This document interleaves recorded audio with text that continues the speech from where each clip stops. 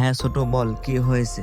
মালিক আপনি কোনো কথা বলবেন না, শুধু দেখতে থাকেন। এরপর লোকটি ছোট মালিকের কাছে যায়। মালিক এই যে নিন ওইখানকার 2 প্লেট ডালের টাক, আর আমি থালা বাসন ধুয়ে দিয়েছি, ঠিক আছে? এগুলো সব গোছা। আচ্ছা মালিক, ঠিক আছে। এরপর ছোট মালিক ডয়ারের ভিতর টাকাগুলো না রেখে সে চুপি সারে তার পকেটে টাকাগুলো ঢুকিয়ে দেয়, আর এটা সব বসে বসে ক্যামেরাতে সেই মালিক দেখতেছিল। মালিক দেখেছেন তো কি হয়েছে? আপনি তো সব দেখলেন। হ্যাঁ আমি সব দেখতে পেয়েছি। এখন দোকান বন্ধ করার সময় হয়েছে, সে আবার আসবে, আপনি শুধু দেখতে থাকেন কি হয়। এই যে ছোট মালিক, আজকে সারাদিনের বিক্রির টাকা, ঠিক আছে? সবকিছু গুছিয়ে নাও, হোটেল বন্ধ করার সময় হয়েছে।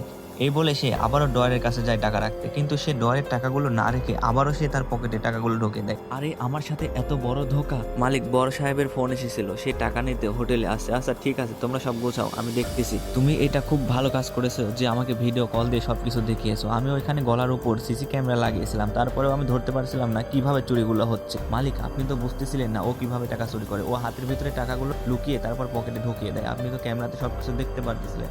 হ্যাঁ আমি সবকিছু দেখেছি। বড় ভাই আপনি এসেছেন, এই যে নিন আজকের বেচা কেনার টাকা 20,000 টাকা।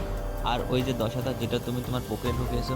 বড় ভাই আপনি কি বলতেছেন? কিসের 10,000 টাকা আমি পকেটে ঢুকিয়েছি? আরে মিথ্যা কম্বল, আমি সবকিছু আমার চোখ দিয়ে দেখতে পেয়েছি। আরে মালিক আপনি তো ভুল বুঝতেছেন, এখানে ক্যামেরা লাগানো আছে, আপনি ক্যামেরাগুলো চেক করেন তাহলেই তো হয়। তুই তো ক্যামেরাটাকেও বোকা বানিয়ে দিস। ক্যামেরার সামনে তুই এমন ভাবে চলিস যেন সবগুলো টাকা তুই ডয়ারে ঢোকাচ্ছিস, কিন্তু আসলে সব তুই নিজের পকেটে ঢোকাস। তুই আমার উপরে এরকম মিথ্যা কথা বলতে পারেন? আপনি প্রথমে ক্যামেরা চেক দেন। আরে আমি ওই ক্যামেরা না, আমি এই ক্যামেরা দিয়ে সবকিছু দেখেছি। তোর লজ্জা হওয়া উচিত। তোকে বিশ্বাস করে আমি আমার সমস্ত দোকানের দায়িত্ব তোর উপর দিয়েছিলাম, আর এইভাবে তুই আমাকে ঠকাচ্ছিলি, টাকাগুলো নিয়ে নিজের পকেটে ঢোকাচ্ছিলি। এরপর সে টাকাগুলো দিয়ে দেয়। আরে যা এখান থেকে বের হ, আর আমার চোখের সামনে আসবি না। ছোট তুই ভালো কাজ করেছিস, তোকে অনেক ধন্যবাদ। আরে মালিক আমি আপনার নুন খেয়েছি, আপনার গুণ তো আমি গাইবই, আপনি আমার সবকিছু দেখেছেন।